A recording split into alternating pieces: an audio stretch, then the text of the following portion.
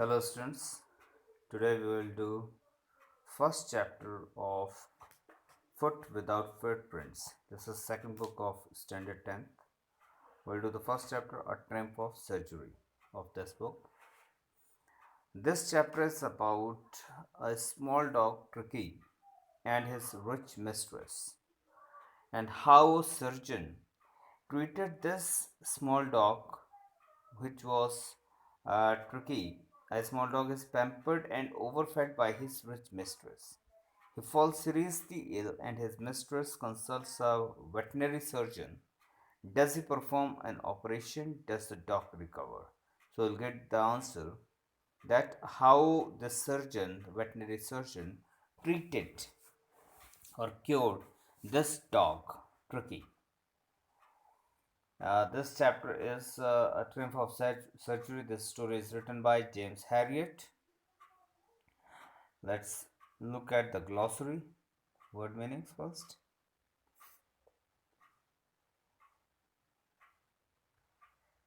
Sausage, finely minced meat stuffed into long cylindrical cases and divided into small lengths by twisting or tying. So, such kind of meat is given to dogs. Rheumi, a watery discharge from a mucous membrane, especially from the nose or eyes. Listless, lacking energy and enthusiasm. Lumbago, muscular pain in the lower part of the back, lumbar region. Regime, prescribed course of exercise and diet. Distraught, extremely worried. Surgery, we all know what is surgery. Scrimmage, rough or confused struggle. Convalescing, convalescing, recovering from an illness. And leth is flexible, flexibility in body. Okay, let's begin the chapter.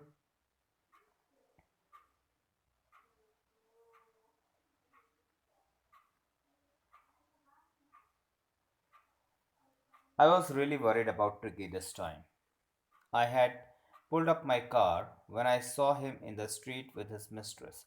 This is the doctor. Doctor himself has written this story and street with his mistress, and I was shocked at his appearance. He had become hugely fat. He's talking about dog. This dog has become hugely fat like a bloated sausage with a leg at each corner. His eyes bloodshot and rheumy. So his eyes bloodshot and rheumy. It seems like that water is coming out of his eyes because of his fat in his body. He stared straight ahead and his tongue lolled from his jaws. And his tongue is coming out of his jaws. Mrs. Pumphrey hastened to explain. Mrs. Pumphrey is the mistress of this dog. She is the mistress of the dog.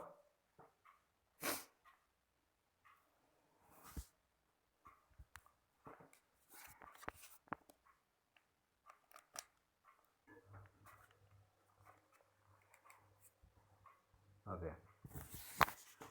He was so listless, Mr. Harriet, and she said that he was so listless, Mr. Harriet. He seemed to have no energy. I thought he must be suffering from malnutrition. And that dog was so lazy, without energy. And she thought that she is suffering from malnutrition. And so I have been giving him some little extras between meals to build him up. Some malt and cold liver oil and a bowl of Horlicks at night to make him sleep. Nothing much really. And after giving all such kind of things, she is saying that nothing much really. I haven't given not really too much. And did you cut down on the sweet things as I told you? And doctor asked her that if she has cut down something on sweet. Oh, I did for a bit, but he seemed to be so weak I had to relent. And she said that I had done that, but it seemed so weak, so she continued the same thing again. He does love cream cakes and chocolates, so I can't bear to refuse him. And he loved to eat cream cakes and chocolates. This is that she's saying that She cannot bear to refuse him. I looked down again at the little dog. That was the trouble. So the trouble was this, that that dog was eating too much. Tricky's only fault was greed, and Tricky's fault was that the greed was there. So whatever it is given to this dog, it always eaten everything. He had never been known to refuse food. He would tackle a meal at any hour of the day or night, and I wondered about all the things Mrs. Pumphrey hadn't mentioned.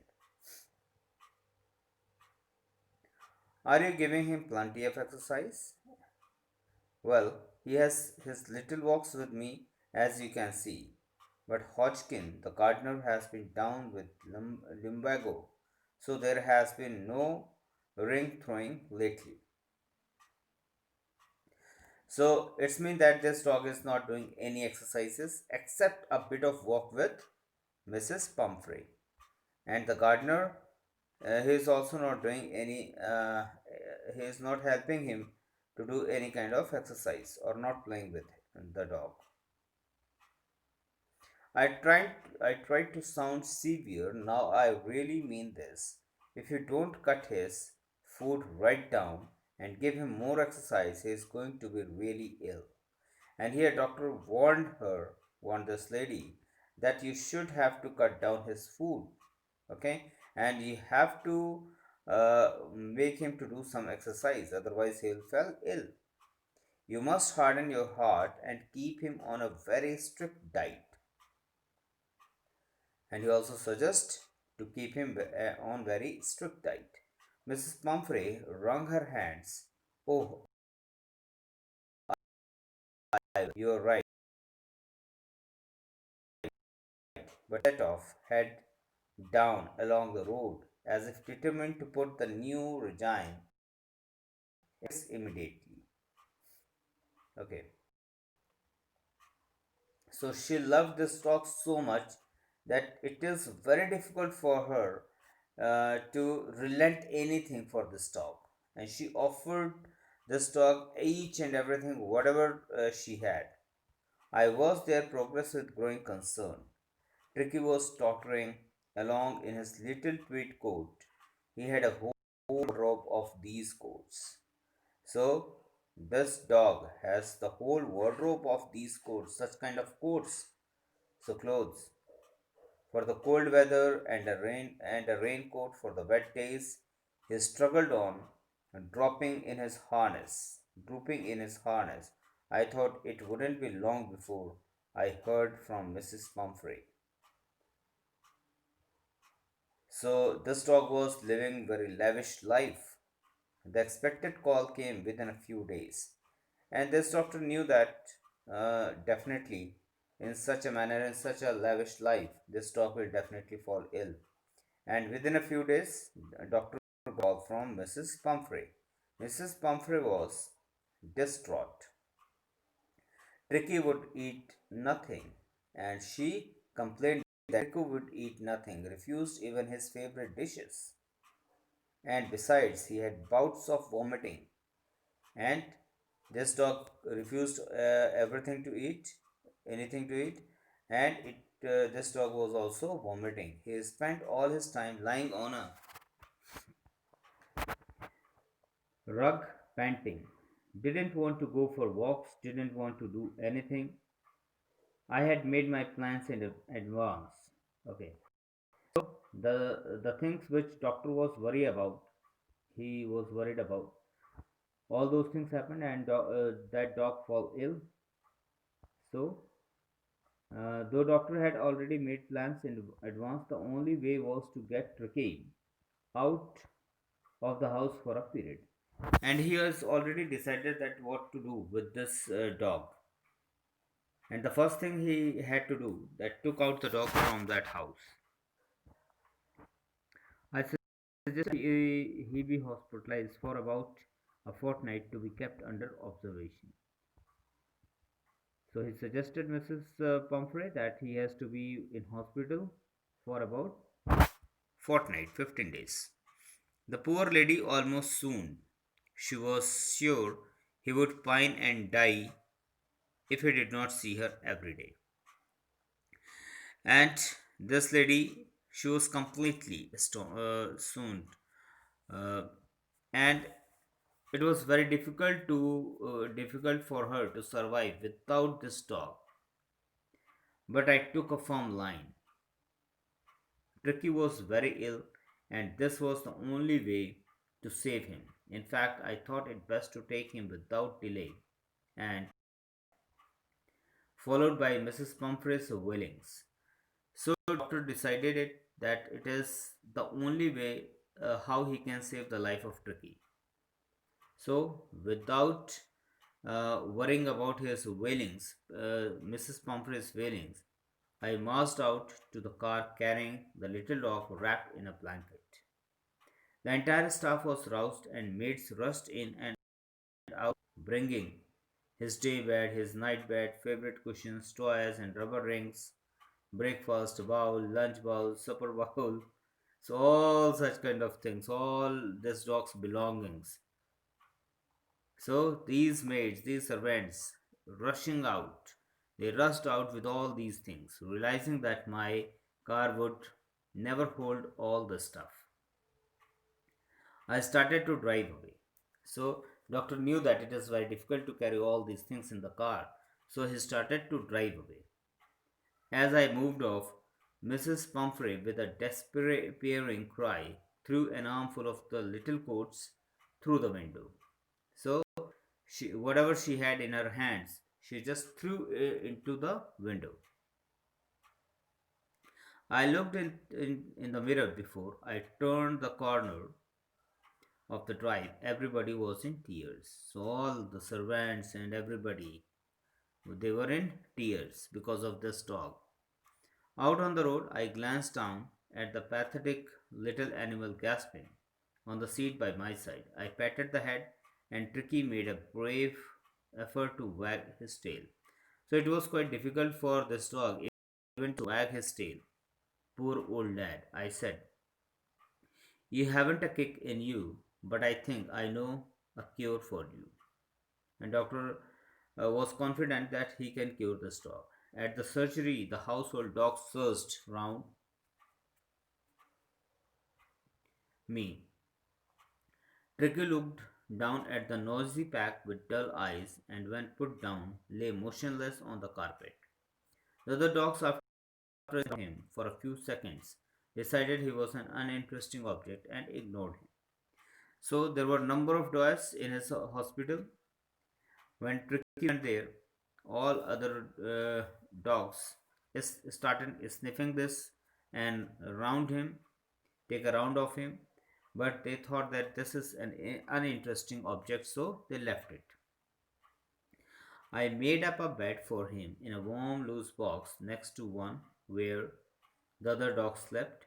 For 2 days, I kept an eye on him, giving him no food but plenty of water. So for 2 days, he hadn't given him any food because there was a lot of food in his stomach. So doctor decided to give him only plenty of water for 2 days. At the end of the second day, he started to show some interest in his surroundings. So at the end of the second day, this dog started some interest in his surroundings. And on the third, he began to whimper when he heard the dogs in the yard. So on the third day, there was some kind of reaction on his body. When I opened the door, Tricky trotted out. So it came out. It moved fast and was immediately engulfed by Joe. Joe is the name of dog, the greyhound dog, and his friends. They all uh, tried to catch this dog. After rolling him over, so they almost played with this dog and thoroughly inspecting him. They inspect this dog and the dogs moved off down the garden. Tricky also followed these dogs, rolling slightly with his surplus fat. So even now, this dog has a lot of fat, surplus fat. Later that day, I was present at feeding time. I watched while Tristan slopped the food into the bowls. Tristan's servant, slurped the food into the bowls. There was an unusual headlong rush, followed by the sounds of high speed eating. Every dog knew that if he fell behind the others, he was liable to have some competition for the last part of his meal. So these all dogs rushed towards their food, and they knew it that if they will be late, then other dog will eat their meal. So they rushed towards their bowls. When they had finished, Tricky took a walk round the shining bowls, licking casually inside one or two of them. So on that day, Tricky didn't get anything to eat because all the dogs have already eaten everything. Next day, an extra bowl was put out for him, and I was pleased to see him jostling his way towards it. So on the next day, there was some one extra bowl for Tricky, and he was pleased to see that Tricky again started eating his food.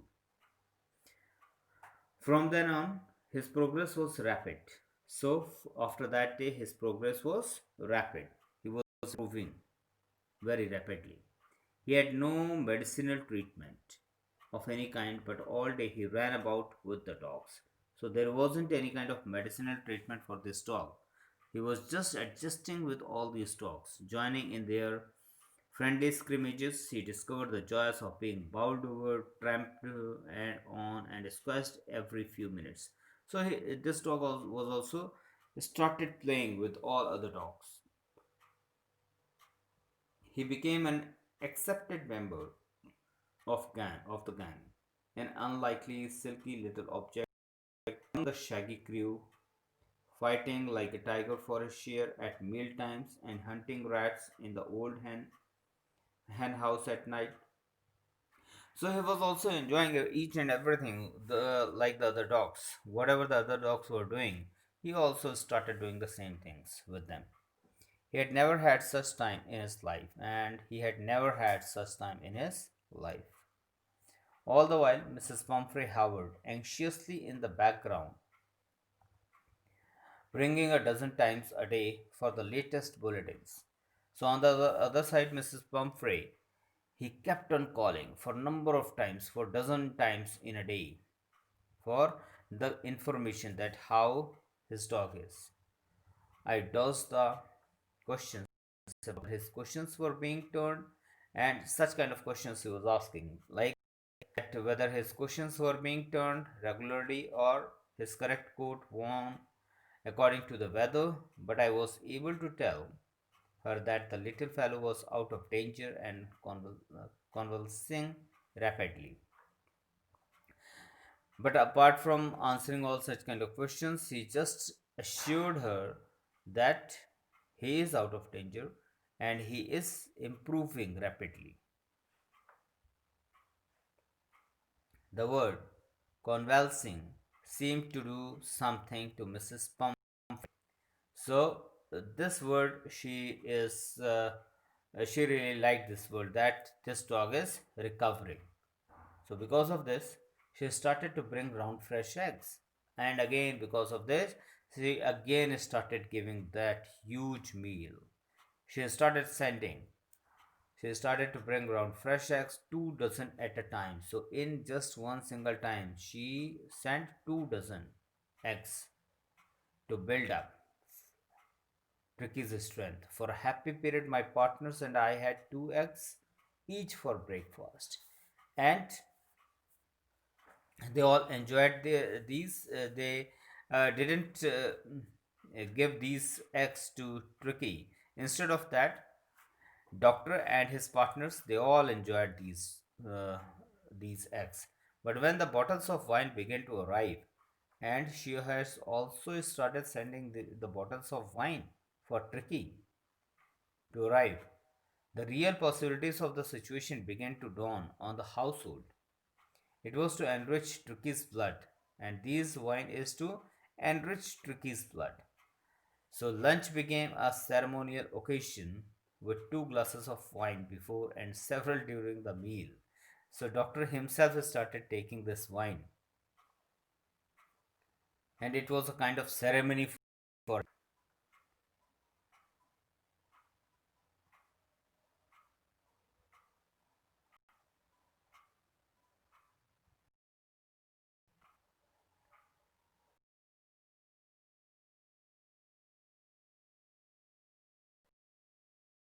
final edge on Tricky's constitution. So she also sent a bottle of brandy as well.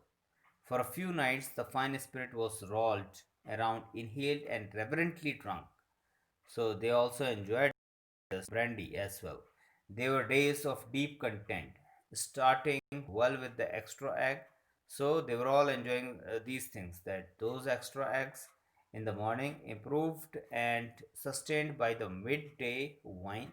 And at the time of midday, they enjoyed wine and finishing luxuriously round the fire with the brandy.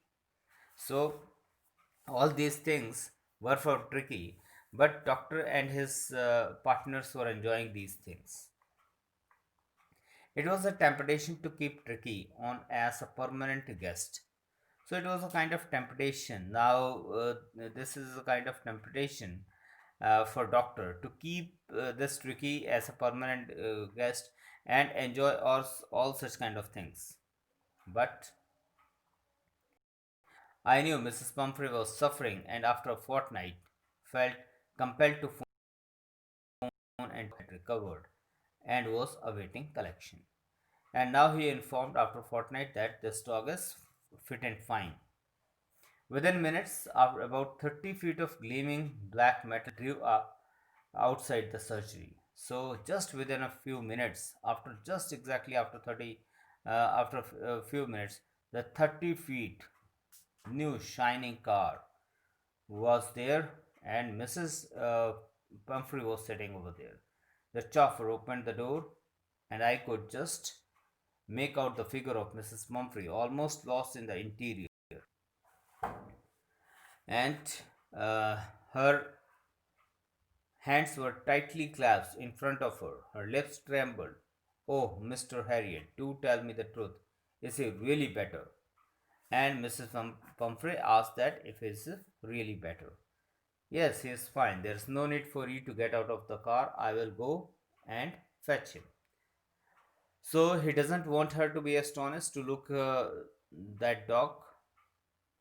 So he just go inside and try to catch him. And he asked Mrs. Pumphrey to be in the car. I walked through the house into the garden. A mass of dogs was hurtling round and round the lawn, and their midst, ears flapping, tail waving, was in the little golden figure of Tricky. In 2 weeks, he had been transformed into a lithe, hard muscled animal. So, within 2 weeks, this dog has become quite strong. While playing with other dogs, he was keeping up well with the pack, stretching out in great bounds, his chest almost brushing the ground. So, he was really good in physics now. I carried him back along the passage to the front of the house. The chauffeur was still holding the car door open, and when Tricky mistress, he took off from my arms in a tremendous leap and sailed into Mrs. Pumphrey's lap. And when the stork saw his mistress, it jumped over on Mrs. Pumphrey's lap. She gave a startled "oh" and then had to defend herself as he swarmed over her, licking her face and barking. And it started licking her face and barking. During the excitement, I helped the chauffeur to bring out the beds, chairs, cushions, coats, and bowls. So, whatever the belongings he had got at that time. So, with the help of this chauffeur, he took out all those things, none of which had been used. And this doctor hadn't used any of these things. As the car moved away, Mrs. Pumphrey leaned out of the window. Tears shone in her eyes, her lips trembled, and she was so happy to find this dog really fit. "Oh, Mr. Harriet," she cried, "how can I ever thank you? This is a triumph of surgery." And she thought that this happened only after a kind of surgery. All right, students. So this chapter is over, and we will discuss the questions in the next video. Thank you.